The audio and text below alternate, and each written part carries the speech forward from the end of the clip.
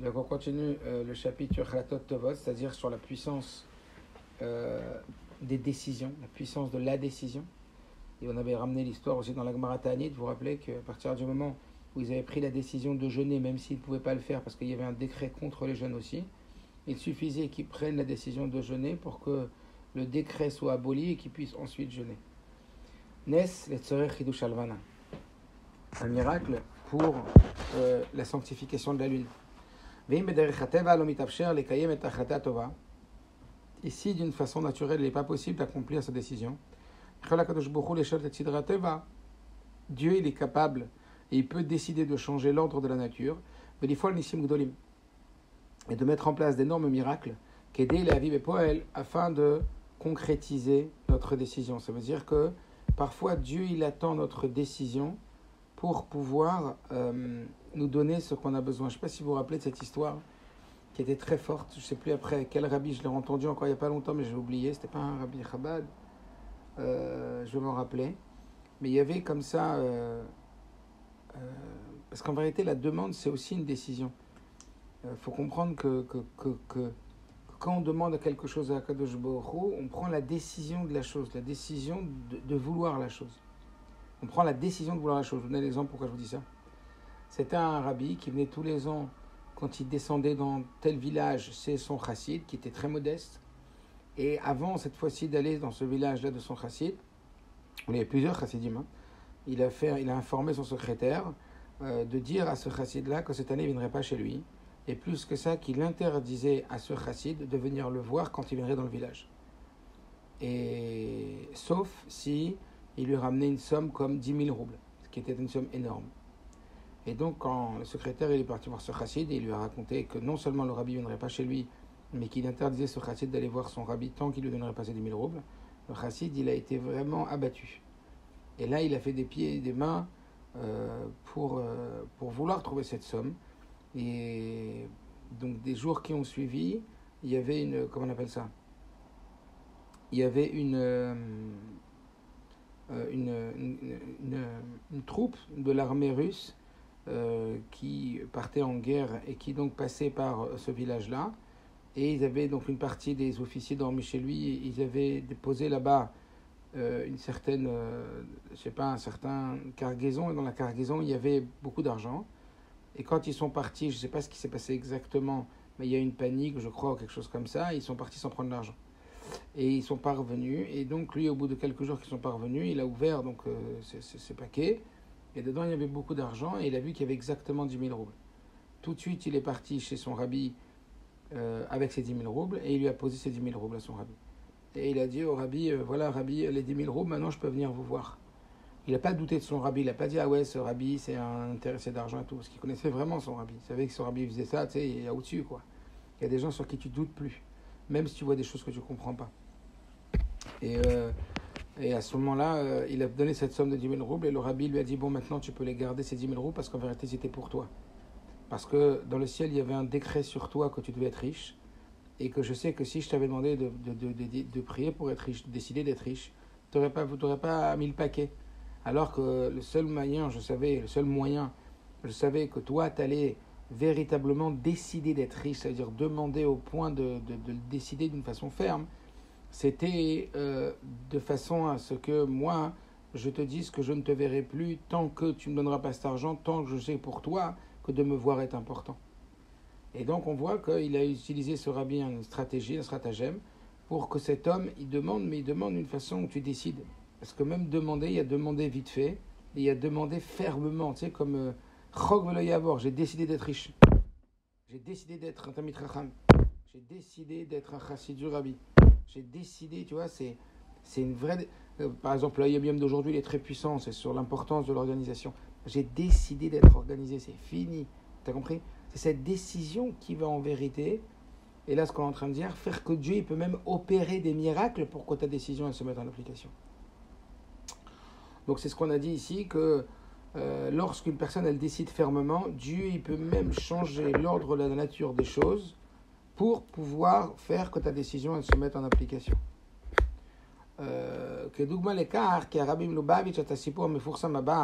Comme un exemple, là, ça l'histoire connue que le rabbi raconte, que Admour Azaken Balatania Nesser Begvot Alilat Shave Beusham ou Betzar à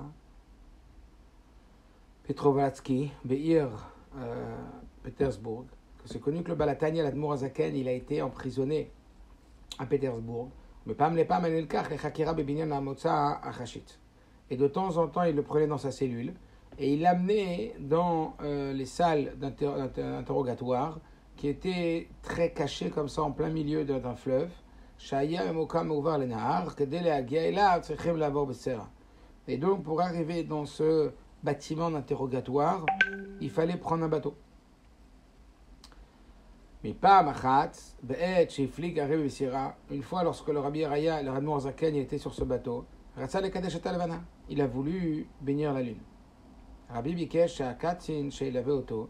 Le Rabbi a demandé au capitaine qui l'accompagnait, enfin au marin qui l'accompagnait dans le bateau, qui était un soldat russe, d'arrêter le bateau. Afin qu'il puisse se mettre debout et sanctifier la lune. Oto Katsin Sirev. Seulement, ce marin, il a refusé. Cet officier, il a refusé. Amarlo Rabbi, le Rabbi lui a dit, il a dit à l'officier, moi bien, moi si je veux, je peux arrêter le bateau tout seul. Et le capitaine, enfin l'officier, il a dit, je m'en fiche, arrête tes histoires, t'es un fou, quoi, t'es un prisonnier, tu vas te faire interroger, tu veux que j'arrête le bateau pour que tu fasses ta bénédiction de la lune? Alors après qu'il a refusé, d'un coup le bateau il s'est bloqué, miraculeusement. Et après quelques minutes, le bateau il a repris tout seul. Quand il lui a montré de quoi il était capable, Admour Azaken, alors il a redemandé au capitaine, il a dit maintenant tu peux arrêter le bateau, afin que j'accomplisse la mitzvah de sanctifier la lune, au travers le fait d'arrêter le bateau de façon naturelle, mais pas par un miracle, que Mouvan, évidemment que l'officier, quand il a vu ça tout de suite, il a compris à qui il avait affaire. Et là, et il a accepté d'arrêter le bateau. Après que le bateau il s'est arrêté, que le Rabbi il a sanctifié la lune, il a donné à cet officier un papier. Et il y avait quoi dans ce papier? Il y avait une bracha spéciale que l'Admour Azaken lui avait fait. C'est pour ça cette histoire-là, elle nous apprend, parmi tout ce qu'elle nous apprend, le Rabbi parle beaucoup de cette histoire, il donne beaucoup d'enseignements à partir de cette histoire. Et on sait que quand un Rabbi raconte une histoire, c'est qu'elle est ultra puissante et ultra précise et qu'elle est une source d'enseignement très très riche. Là, un des enseignements qu'on apprend, c'est de là on apprend sur la force du Ratson Chazak, la puissance de la volonté lorsqu'elle est forte. La Asiyat Mitzvah pour faire une mitzvah, que quoi? Que on sait que Nif'ali Milimala Gam Nissim. On est capable d'opérer même pour lui des miracles, qu'aider la vie est un mitzvah, l'idée bitsua, afin que cette mitzvah se réalise. Vous vous rappelez ce que je dis très souvent, pas forcément ce que je fais, mais j'aimerais bien le faire plus souvent, et si Dieu veut, je vais essayer de le faire. C'est que cette Igeret Kodesh, où c'est une personne qui dit au Rabbi, enfin elle n'est pas dans l'Igeret Kodesh la question, mais la réponse est liée, au travers de la réponse on comprend la question. La personne elle dit, j'ai pas réussi et pourtant j'ai mis beaucoup de volonté. Et le Rabbi de lui répondre, sachez que dans la volonté, il y a deux niveaux. Et certainement que si ça n'a pas marché, c'est parce que vous n'avez utilisé que le premier niveau. Et quand les Chachamim me disent que Endavar Omed Bifnei Ratson, il n'y a rien qui tient dans la volonté, les Chachamim ne parlaient pas du premier niveau, ils parlaient que du deuxième niveau. Et puisque vous avez utilisé le premier niveau et pas le deuxième, alors c'est pour ça que ça n'a pas marché. Et encore plus, vous pensez aujourd'hui que puisque vous avez utilisé le premier et pas le deuxième, vous avez pensé que la volonté, ça ne fonctionnait pas ce qu'ils disaient les sages. La volonté, c'est juste parce que vous ne l'avez pas voulu assez fort. Le premier niveau de la volonté, c'est la volonté, on va dire, de niveau 1, une volonté normale. La volonté numéro 2, c'est une volonté à tout prix, qu'on appelle Pnimut Ratson. Le Rabbi fait la différence en les appelant Chitzoniut Ratson et Pnimut Ratson. Une volonté superficielle et une volonté profonde. Ça veut dire qu'il y a une volonté vite fait, une volonté, il a envie. Et il y a une volonté, la rage. La rage, il n'y a pas acharné, tu comprends? C'est de celle-là qu'on parle. Quand les Chachamim disent « En davar omed bifnei ratson », il n'y a rien qui traîne devant la volonté On parle du deuxième niveau de volonté et pas du premier. Pourquoi ? Parce que dans la première volonté, ta décision, elle n'est pas ferme et définitive.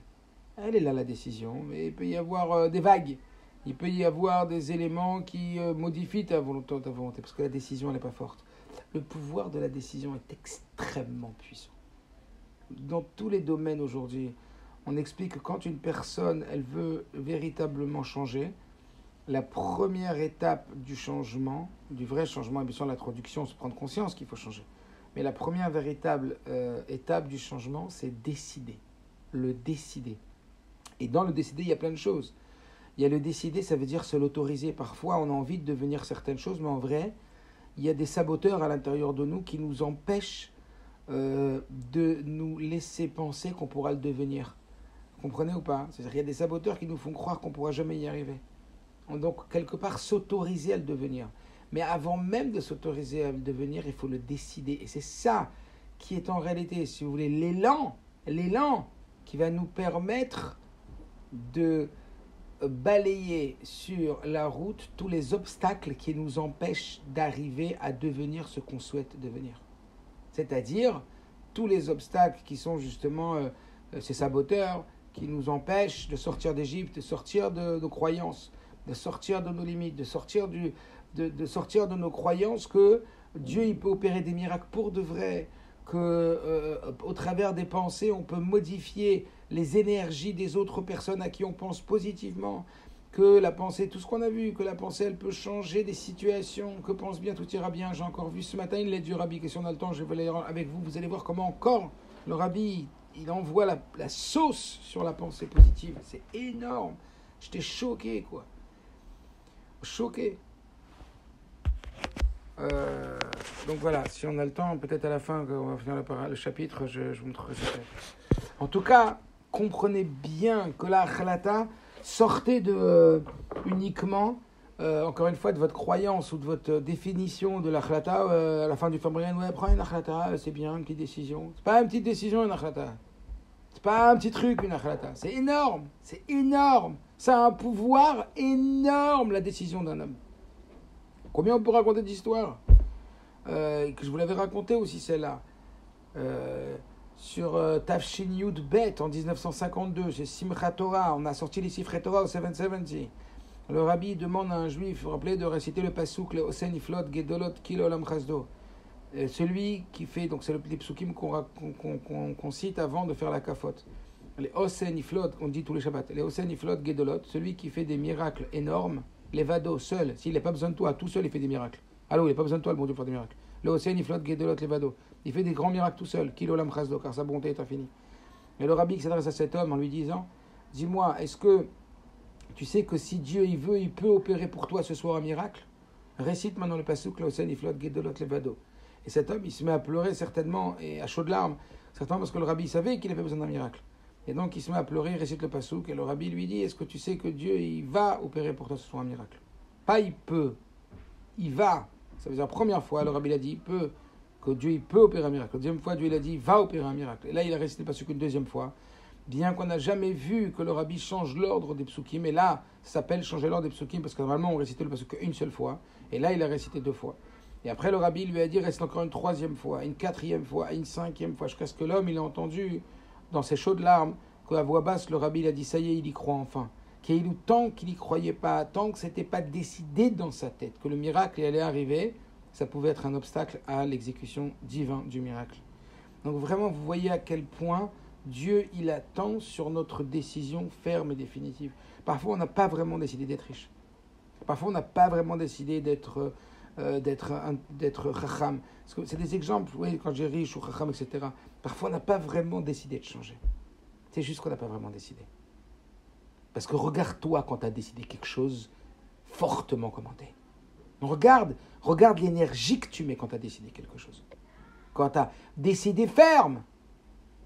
Regarde comment tu es puissant quand tu es dans un mood de décision, dans une humeur de décision forte. Tu as vu comment tu es puissant? Eh bien, sache que la puissance que tu sens en toi et l'énergie que tu sens en toi, elle a un effet qui dépasse complètement juste l'énergie qui anime ta volonté intérieure. Elle diffuse des ondes. Elle diffuse des ondes. Et ces ondes, elles vont attirer ce que tu veux. C'est très puissant. Quand on dit pense bien, tout ira bien, c'est pas une petite pensée. C'est une pensée que j'ai décidé que ça va aller. J'ai décidé que. Mais qui t'es toi pour décider? Dieu, il dit que c'est ça qu'il faut faire. On sait que c'est Dieu. Mais Dieu, il veut qu'on ait un ratson chazak, qu'on ait une volonté forte pour devenir ce que Dieu veut. Peut-être que je vous la montre dans la lettre. Je me suis chauffé pour la montrer maintenant.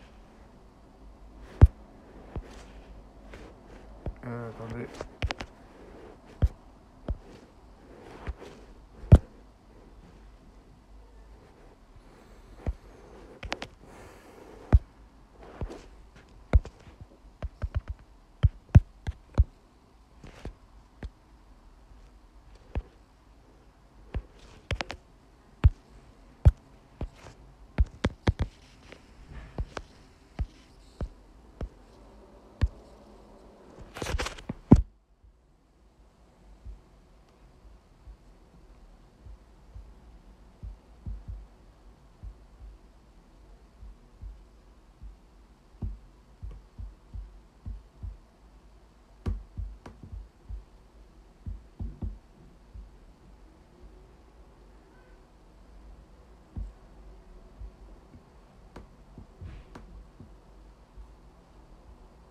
Alors là, mon ordinateur, je sais pas ce qu'il me fait. Voilà. Bon, vous allez la voir comme ça, même si elle est pas, c'est pas super bien, mais comme ça on perd pas de temps. Je vous lis la lettre. Par la grâce de Dieu, premier jour de Rosh Chodesh Adar Shenit, 1711, au Rav distingué qui craint Dieu, Rav Israël Noir, je vous salue, je fais réponse à vos deux lettres qui n'étaient pas datées, et avec les deux bénédictions qui étaient jointes. Sans en faire le vœu, je lirai la demande de bénédiction pour votre épouse et pour votre petite fille près du tombeau de mon beau-père, le Rabbi. Le juste qui quitte ce monde s'y trouve plus que de son vivant, en ce monde. Et il poursuit son œuvre, reste toujours un berger fidèle. Il invoquera donc la miséricorde divine pour elle, obtiendra la guérison et l'amélioration de leur état, de sorte qu'elle soit en bonne santé. Donc le Rabbi dit, le Rabbi précédent continue à jouer son travail, il est encore sur terre plus qu'avant, et il bénira votre fille, votre petite fille et votre femme d'une très bonne santé. Et écoutez bien ce qu'il dit maintenant, parce que c'est les lettres, c'est pour ça que je vous dis non. Je ne suis pas du tout satisfait du fait que de nombreux chassidim, dans leurs paroles et dans leurs lettres, aggravent et exagèrent chaque douleur et chaque maladie. Vous avez déjà vu une lettre comme ça, j'en supplie? Vous avez déjà vu une lettre du Rabbi comme ça? Je ne suis pas du tout satisfait du fait que de nombreux chassidim, dans leurs paroles et dans leurs lettres, aggravent et exagèrent chaque douleur et chaque maladie, ce qu'à Dieu ne plaise. Ceci va à l'encontre de la volonté de notre chef, que j'ai entendu dire de nombreuses fois. Donc le Rabbi dit, j'ai entendu dire de mon beau-père, de nombreuses fois, y compris en public, citant les maîtres Chabad, que si l'on pense que tout va bien, tout va effectivement bien. Tu te rends compte comment le Rabbi, s'il dit ça, c'est que ça doit avoir une répercussion dans les mondes spirituels. Je ne suis pas satisfait du tout que des chassidim, ils aggravent et exagèrent les problèmes. Ils aggravent, exagèrent les douleurs et les maladies. C'est l'encontre, ça va à l'encontre de ce que mon beau-père dit. Pourquoi vous croyez que le Rabbi, ça le dérange tellement? Parce que ça va à l'encontre du Rabbi Rayat. Dans quel sens? Parce qu'il sait que ça dessert les intérêts des gens qui sont en problème, etc. Que si l'on pense que tout va bien, tout va effectivement bien. Or, s'il en est ainsi pour la pensée, combien est-ce le cas en plus pour la parole, a fortiori pour l'écriture, qui est une action concrète? Donc, l'Arabie dit, regarde, dans la pensée, dans la parole, encore plus dans la parole, encore plus dans l'écriture. Pourquoi vous faites ça? Donc, a priori, c'est nocif. T'imagines cette puissance-là? Regarde.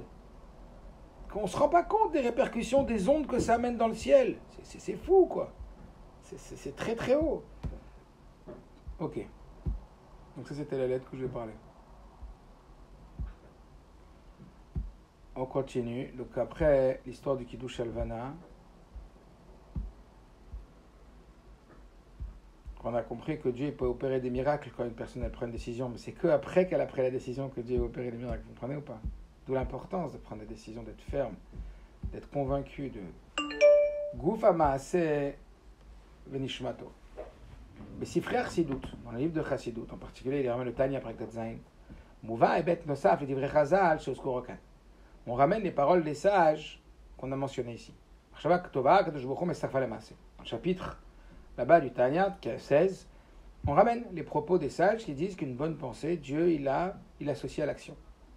Im nasim lev, si on prête un peu attention. Chazal lo amru b'mishpat hazeh, les sages n'ont pas dit, ma'aleh alav hakatuv kilu asa. Les sages n'ont pas dit, la Torah considère comme si tu l'avais fait. Qu'est-ce qu'on a dit depuis tout à l'heure, au pays des cours derniers? A priori, cette phrase voulait dire, une des explications de cette phrase, c'était quoi? Que Marshava Tova, si toi tu es une Marshava Tova, Dieu l'associe à l'action. C'est-à-dire qu'il associe ta pensée à une action. C'est-à-dire qu'il dit que ta pensée, si tu n'as pas pu la mettre en application, elle est considérée comme si tu l'avais mise en application. Alors Rabbi il dit, dans le Tanya, on voit clairement que c'est ce qu'il dit là-bas, que les sages, ils auraient pu dire une autre phrase. La Torah considère comme s'il l'avait fait. C'est pas ça qu'elle dit. Et là, non, c'est autre chose, on va dire que ça veut dire. Ça veut dire quoi? Une bonne pensée de Dieu l'associée à l'action. Ça veut dire qu'Akadosh Baruch Hu, il associe la pensée à l'action qui va être faite concrètement. Ça veut Omer, ça veut dire ça veut dire que le rôle de la pensée positive, lorsqu'elle aboutit à une action, c'est elle qui donne le soleil et la lumière à l'action elle-même. Ça, c'est toute l'histoire de Korach. Que Korach, pourquoi il s'est rebellé contre Moshe Rabbeinu, comme donne des Sichat, le Rabbi explique, que c'était juste après le Chet Haegel, le Chet Meraglim, la faute des explorateurs. Et c'était quoi la faute des explorateurs? C'était d'avoir voulu mettre en avant l'intention à l'action. Puisqu'ils ont dit, nous quand on est dans le désert, on peut faire Torah mitzvot concret, on peut être bien, on peut étudier la Torah, on a la manne, on a le puits de Myriam, on a les nuées, on est tranquille. Si on rentre en Israël, on rentre dans le monde du Maaseh, dans le monde de l'action, dans le monde du travail, on est cuit, on n'y arrivera plus. Et en vérité, ils ont privilégié la dimension spirituelle de la Avodat Hashem à la dimension matérielle. Que le Ikar, ils ont dit c'est la Marshava, c'est pas le Maaseh. Vient la Torah, elle dit tu te trompes complètement. Le Ikar, c'est le Maaseh. Le Ikar, c'est le Maaseh. Le Ikar, c'est de rentrer en Eretz Israël, c'est de faire Trouma, Orla, Masrot, de faire tous les travaux sur la terre. Donc le Ikar, c'est les mitzvot Maasiot, ça veut dire les Ikar ou Maaseh. Ça, c'était la réponse aux Meraglim, aux explorateurs. L'essentiel, c'est le Maaseh. Korach, il vient. Il dit à Moshe, bon, l'essentiel, c'est l'action. Dans l'action, on est tous pareils. Puisqu'il y a une action, l'action, on est tous pareils. Donc pourquoi toi, tu voudrais être supérieur à nous? C'est de là d'où vient, en vérité, la rébellion, selon le Ramban, qui est la suite, en vérité, chronologique pour le Ramban, de la rébellion des explorateurs. Vient alors la parashat Korach et remet les choses en place. Bien sûr que l'action est essentielle. Mais sache que la même action, l'intention va complètement modifier l'action. Moshe reste Moshe. L'intention de Moshe va faire briller l'acte de Moshe au point où l'acte de Korach et l'acte de Moshe n'ont rien à voir. Est-ce que vous comprenez? Remettons les choses en place. Ça veut dire que l'action a bien sûr la force de dire que chaque juif qui met tefillin, chaque juif qui fait une mitzvah, ça a une force énorme. Mais on ne peut pas comparer quand nous on met tefillin ou quand le Rebbe met tefillin. Ça n'a rien à voir. Les yichoudim qu'il fait, les unifications dans les mondes spirituels, ça n'a rien à voir. C'est le jour et la nuit. Alors ça, c'est une histoire à vérifier, mais je l'avais entendu plein de fois. Une fois, un secrétaire du Rabbi qui a appelé à la maison du Rabbi extrêmement tard. C'était pas un secrétaire du Rabbi, je ne sais plus qui c'était qui avait appelé. Il faudrait vérifier cette histoire. Mais en tout cas, il parle beaucoup. Et ils ont appelé donc la maison du Rabbi très très tard dans la nuit. Et c'est la rabbinite qui a répondu. Et quand elle a répondu, la personne a demandé à parler au Rabbi. Et elle a dit, mais je suis désolé, le Rabbi fait faire vite. Alors lui, il a dit, mais le Rabbi, il a fait vite au 770. Alors la rabbinite, elle a rigolé, elle a dit, vous croyez que le Rabbi du Rabbi au 770, c'est son Rabbi?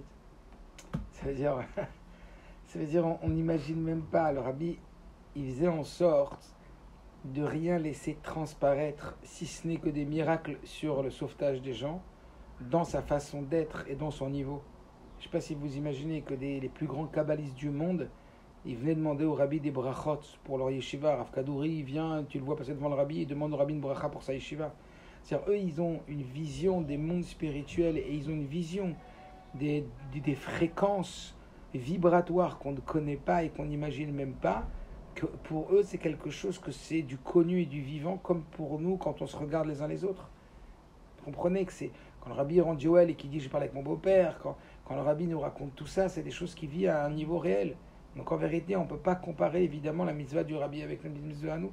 Ah, est-ce que nous on fait une mitzvah, lui il fait une mitzvah? Est-ce que tout le monde est au même niveau dans la mitzvah? Dans l'action de la mitzvah, bien sûr qu'il y a un niveau très élevé. Et c'est pour ça que les explorateurs, ils ont dit non, on veut rester que dans l'intention, on ne va pas descendre dans l'action. Faute.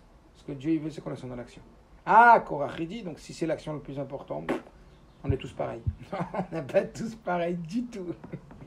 On n'est pas du tout tous pareils. Parce que dans l'intention vient illuminer, dans l'action, pardon, vient illuminer l'intention en donnant une emprise complètement différente au niveau de l'action au travers de l'intention. Ce qu'il est en train de dire.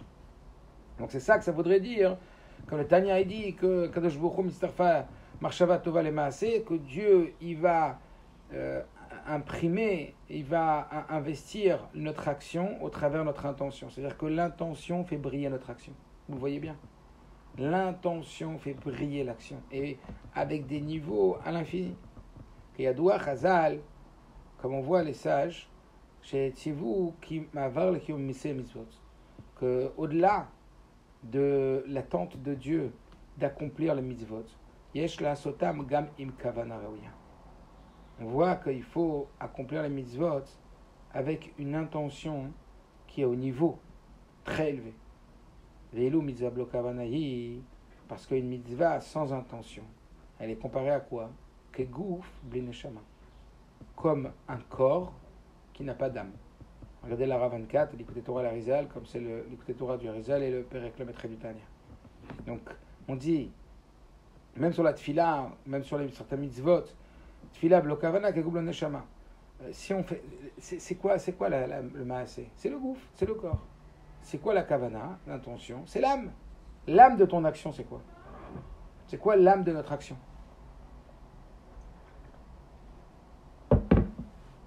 Quand par exemple, tu as bousculé quelqu'un sans faire exprès. Oh, je suis désolé, j'ai aucune intention. Ah ben je vous en veux pas, c'est pas vraiment vous. Parce que il est où ton vous? Il est où ton vrai vous? En intention. Donc c'est ton vous qui fait briller ton corps. C'est ton intention qui fait briller ton action. Et plus ton intention elle est pure, tu sais quand le mec il fait une action de donner tzedaka, c'est beau, mais en vérité il le fait parce qu'il attend quelque chose. T'as le droit, hein. Et puis à la fin c'est moutard. Et maintenant, un autre, il donne tzedaka, mais il attend rien pour de vrai. Ça ne le met pas beaucoup plus haut niveau. Quand quelqu'un, il te fait une tova, mais il attend que tu lui fasses quelque chose. Quand quelqu'un, il te fait une tova, et il attend vraiment rien. Vraiment rien. Il le fait vraiment pour toi. Pur. 0% pour lui, il le fait vraiment pour toi. Il veut vraiment que ça aille bien, il veut vraiment t'aider. Dis-moi, tu peux pas comparer les deux choses. Pourtant, les deux, ils ont aidé. Mais c'est pas comparable. La reine Kacher Adam Kibel Achlata Lasiat Masetov. C'est pour ça que quand un homme il prend une décision de faire une action positive, et après il l'a mis en application concrètement. Qu'est-ce que c'est écrit? L'Okar Hakadosh Baruch Hu, Dieu il prend alors. L'Okar Hakadosh Baruch Hu, Dieu il prend alors. Et Amarshava Tovahi, il prend cette bonne intention. Vet Asiya Shasa, et il prend l'action que tu as faite. Et il les associe ensemble.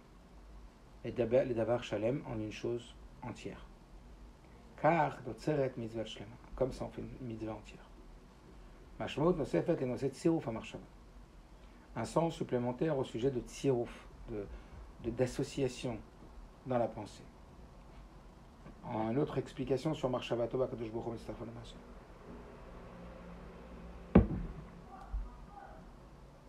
Les étim, parfois.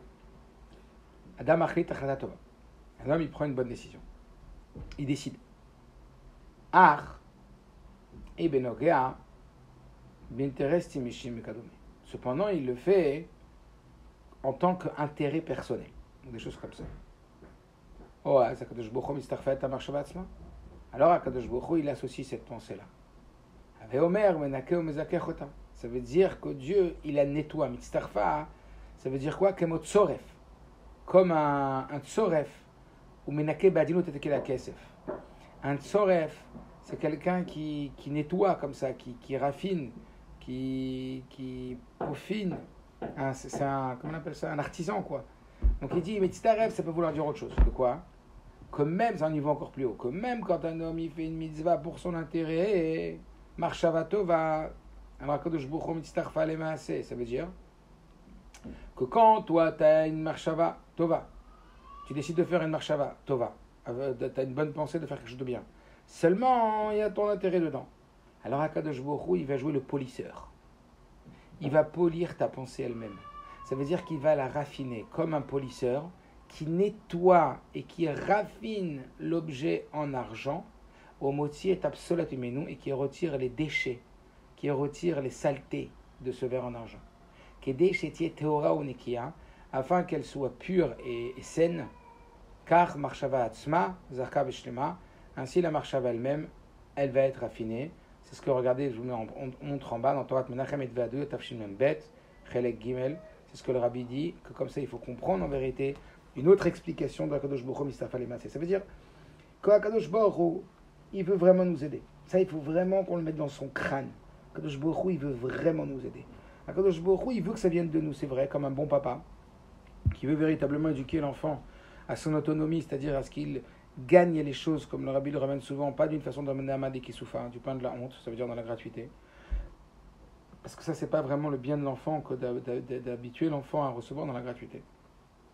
C'est pas pour son vrai bien. Alors Dieu, il veut notre vrai bien, donc il ne procède pas par la gratuité, dans la Gdusha, tout se paye. En même temps, il aide énormément. Il aide énormément, comme on l'a vu. Comme c'est écrit, Dieu dit, ouvre-moi comme un trou d'une aiguille. C'est un petit, mais tu fais de ton mieux, tu te dépasses, alors moi je vais t'ouvrir les portes des palais. Toi, tu essayes de faire Marshava Tova, ok, tu as une bonne pensée dans de faire quelque chose, ok, c'est ton intérêt. Ok, tu es en train de faire le maaser, tu es en train de faire Tzedaka. Ok, tu es en train d'aider un autre juif pour que Dieu il aide tes enfants et qu'il t'aide à toi et qu'il aide tes trucs. Ok. Et bien, Kadosh Baruch Hu, Kadosh Baruch Hu, il va s'associer à ton action, t'as compris ou pas? Il va t'associer, mon Dieu. Et comment il va t'associer?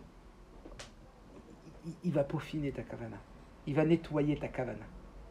Même s'il y a une part que tu pourrais dire c'est intérêt, donc c'est pas sincère, c'est pas pur, c'est pas naki, c'est pas authentique, tu vois? C'est pas sain, et bien Dieu il va le rendre sain. On n'est pas en train de parler de faire une avéra, hein. C'est que une mitzvah et que des choses positives qu'on veut faire. Maintenant qu'on a du mal. Malachim briim beshlemim. Mouva besfarim akdoshim, c'est ramené dans des livres saints. Qui mikol ma'asetov. Écoutez bien, ouvrez bien vos oreilles. Et les miennes aussi. C'est écrit dans les Sfarim Akdoshim. Qui mikol ma'asetov.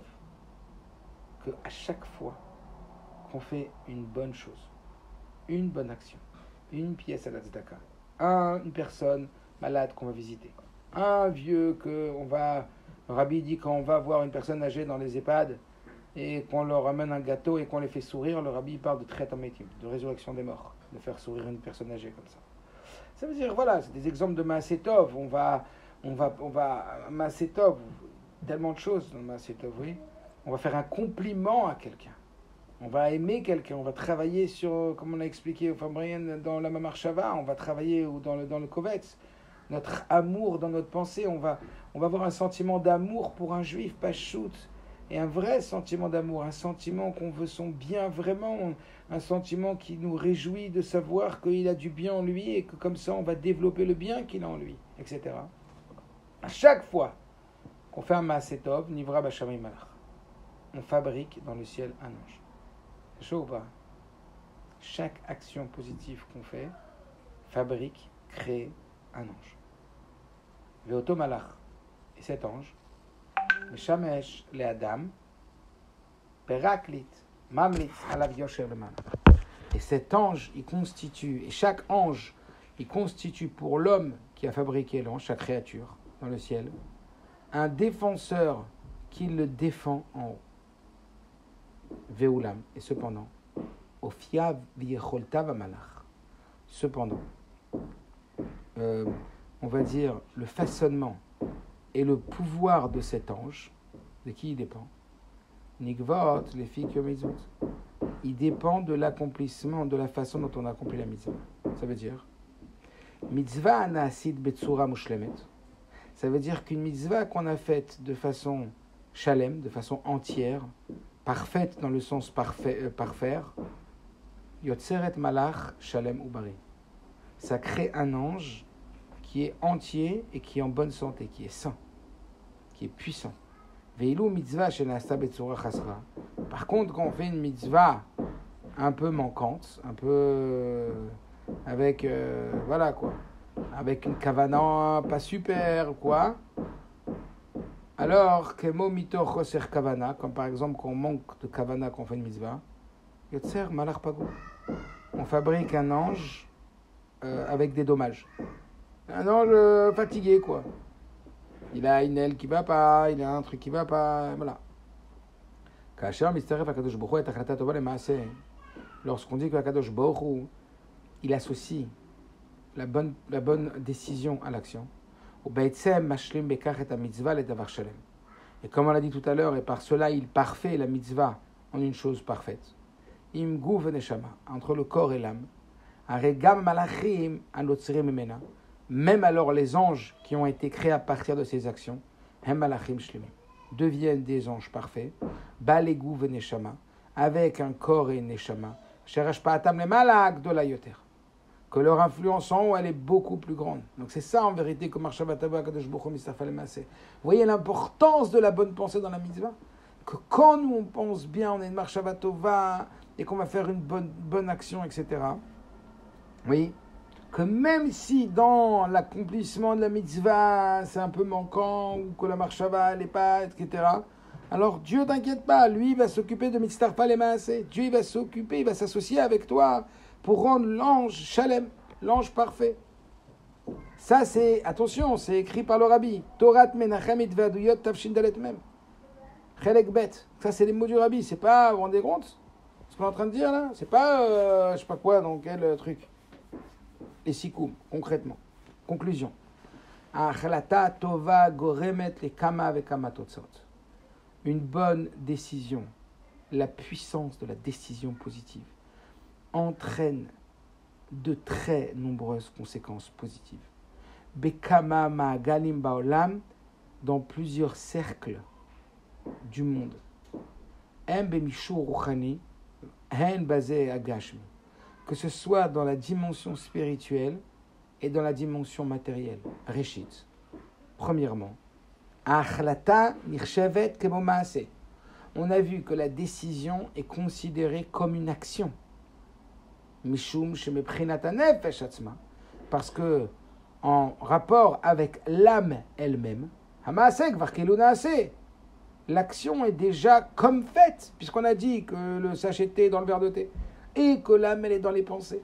Donc à partir du moment où tu t'es investi, tu as été mashkia, tu t'es plongé dans ta pensée, alors c'est ton âme que tu as mis dedans. Donc c'est comme si elle était faite. Et ça, on avait dit en particulier qu'on ne peut pas faire. Shénit. Deuxième puissance et avantage de la décision. Amarshava tova me'ira et amaaseh.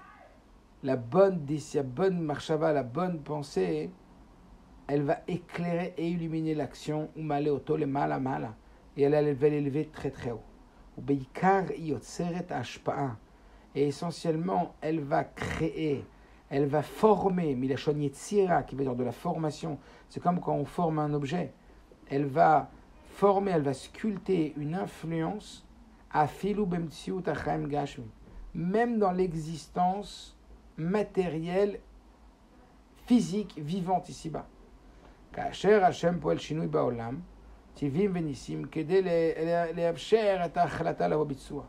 Lorsque Hachem, il est lui-même dans une tnoua, dans un mouvement de réaliser des changements et des modifications dans le monde naturel et miraculeux, pour te permettre de mettre en application ta achlata. Ça veut dire, quelque part, j'ai presque envie de dire que le monde n'est que l'exécution de tes pensées.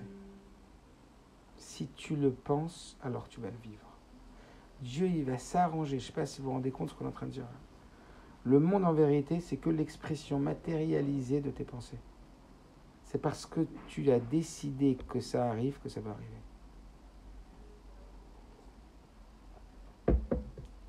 Dieu, il dit, je vais l'aider, je vais finaliser ses projets. Comme on dit, Lo alecha ligmor et amelacha. C'est pas à toi de finir le job. Ne crois pas qu'on attend de toi que tu ailles jusqu'au bout du travail quand toi tu vois que c'est irréalisable. Tu te rends compte comment, même quand tu crois que c'est réalisable, mais ça veut dire que quand toi tu sais que Lo alecha ligmor et amelacha, que c'est pas à toi de finir le travail, de changer ta femme, de changer tes enfants, pour pouvoir toi que tu changes, d'avoir une autre parnassa, de savoir lire l'hébreu, de savoir étudier, un milliard de choses. Ah, ce que je voudrais être. Que, si tu pouvais être tout, tu déciderais quoi? Mais fermement. Eh bien, bonne nouvelle. Si tu le décides fermement, oui, ça va prendre un peu de temps. Mais si tu le décides fermement et que tu crois en Dieu, eh bien, écoute cette nouvelle. Dieu, il va t'amener à l'aboutissement de ta décision. Parce qu'en vérité, presque, comme j'avais entendu qui était joli, ce que tu peux rêver, tu peux le vivre. Mais ce que tu ne peux pas rêver, tu peux pas le vivre. Ça veut dire quoi? Ce que dans ton monde de la marshava, tu peux imaginer, et tu pas juste l'imaginer comme un rêveur, mais d'une façon de achlata, atamachlit, tu décides profondément cette chose-là, alors Dieu, il va faire qu'il va t'amener à l'aboutissement de ton projet, même si pour toi, ce n'était pas accessible. À partir du moment où tu l'as décidé fermement, et évidemment, pas tu l'as décidé fermement et tu croises tes bras et tu te restes assis à la maison. Tu le décides et tu mets tu mets en marche, tu mets en application, en investissement, tout ce que tu peux.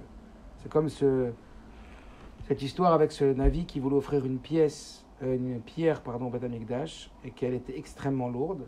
Alors il a mis sa main sur la pierre, et les anges ils sont pris la pierre, ils l'ont portée, ils l'ont amenée au Beth Amikdash. C'est exactement pareil. Que ce soit au niveau des mitzvot, oui, mais tu sais que pour que la mitzvah, elle crée un ange qui est parfait, c'est pas ton problème. Toi, Marshava Tova, et une bonne pensée. Combien le Rabbi l'a parlé de pense bien, tout ira bien, mais pas seulement pour la santé, pour la parnassa, pour ton devenir personnel, ce que tu veux devenir, ce que tu décides de devenir. Si tu le décides vraiment, tu finiras par le devenir. Pourquoi? Parce que le monde en vérité n'est que l'expression de tes pensées. À condition, encore une fois, que ce soit des pensées qui amènent à l'action d'une façon ferme et définitive. Maintenant, le ridouche, c'est que même si toi, tu ne vois pas comment ça serait possible, dis-toi que c'est d'abord et avant tout impossible parce que tu n'arrives pas à le décider fermement. Tu n'arrives pas à y croire. Mais si tu y crois, ça veut dire, c'est quoi y croire? Ça veut dire le décider. Je vais devenir un Benoni du Tanya Kadisha. Je vais devenir un Benoni du Tanya. Oui, il va falloir travailler. Mais oui, c'est inaccessible. Et tu sens vraiment que c'est inaccessible. Ben, tu vas voir. Même je me rappelle dans un Mahamar, le Rabbi parlait du Inyan même de vouloir devenir riche, de vouloir devenir un Chacham. Et il disait, à force de fréquenter des riches, si l'on veut vraiment, on le devient. Si à force de fréquenter des Chachamim, si on veut vraiment, alors on le devient. C'est fou le pouvoir du... Je sais que vous allez dire, mais quel rapport la décision, le Ratson? C'est très lié. Parce qu'un vrai Ratson, c'est une décision ferme à l'intérieur de soi. C'est une achlata. C'est les achlit alatzmo mash'ou. Et c'est penser qu'on va y arriver. C'est être sûr, mais pas. Comment nous, on n'est pas capable. Mais arrête, t'as une nefesh elokit, c'est Dieu de toute façon qui fait tout. Tu comprends que ça que tu respires à chaque seconde, alcool, neshima ou neshima, tzarich leodot l'Hashem. Le plus grand miracle de ta vie, c'est que tu respires, mon coco. Les Kouda et Nachem Marshava, le point donc de ce chapitre, Im tachlit be marshavatra. Si tu décides fermement dans ta pensée, benechishut la sotov. Si tu décides dans ta pensée de façon acharnée de faire une chose bien, iftach lecha Hashem et atzinorot lekach. Dieu il va ouvrir les conduits pour ça, les eitim et même parfois afilu madabar karuch basatnes. Et même si parfois la chose elle est liée avec le besoin de faire un miracle, les malam idechateva, au-dessus de la nature. Cette phrase, il faut l'encadrer et se la répéter et l'intégrer dans notre cerveau, dans notre crâne, comme une croyance dans laquelle on croit à 1000%. Et une croyance, comment on la fabrique ? En répétant, en répétant, en répétant, en répétant. C'est comme ça que ça passe du conscient à l'inconscient. C'est comme ça qu'on en fabrique une croyance en laquelle on y croit. Im tachrid bemarchavatra benirshut la sotov. Si tu décides dans ta pensée, de façon concrète, de faire le bien, de faire l'action, de faire la chose que tu veux faire, alors arrête. T'inquiète pas. Le fait de s'inquiéter, le fait, c'est de ne pas y croire. C'est pas vrai. Dieu, il peut tout faire. Il attend juste de toi que tu y crois vraiment. Comment ? Au travers d'une décision très forte. Quoi qu'il. Ça, tout changement commence par une décision très forte. Est-ce que vous comprenez ? Et pourquoi ? Parce que justement, tout démarre de la marche avant. Et donc, Dieu, lui, il va, Kaviachol, à Dieu ne plaise, que Dieu me pardonne si je dis mal sur lui, mais Dieu, il va se placer dans ta vie comme ton ombre. Ça veut dire, sans toi tu bouges, lui va bouger. Et lui, il va bouger pas à la même taille que toi, il va bouger à sa taille à lui, t'as compris ou pas ? Et quand il va devoir bouger, eh ben lui, il a dit, je me suis mis face à toi comme un miroir. Quand tu bouges, il bouge. Mais quand il bouge à lui, c'est comme des fois un l'ombre. Des fois, quand tu te passes par rapport à la lumière, tu vois que ton ombre, elle est 20 fois plus grande que toi, tu vois. Mais quand tu bouges un doigt ou quand tu bouges un bras, c'est waouh. L'Avdi, il a fait Avdalot, Kaviachol. À Dieu ne plaît ce que je dis, mais c'est vraiment comme ça que ça fonctionne. Donc vraiment, tout commence avec ce que tu décides d'être. Parce que Dieu va te rendre ce que tu décides d'être. Et Pachout dans le mas, c'est top, c'est comme ça que ça fonctionne. Je crois qu'on a fini ce chapitre. Je vois s'il n'y a pas une suite, parce que je ne l'ai pas en tout cas marqué. Sinon, on a fini aujourd'hui et on continuera demain le chapitre suivant. On a bientôt fini. On a bientôt fini, mais je crois qu'on va recommencer. Voilà, fini. Ok, alors à demain, merci Hachem.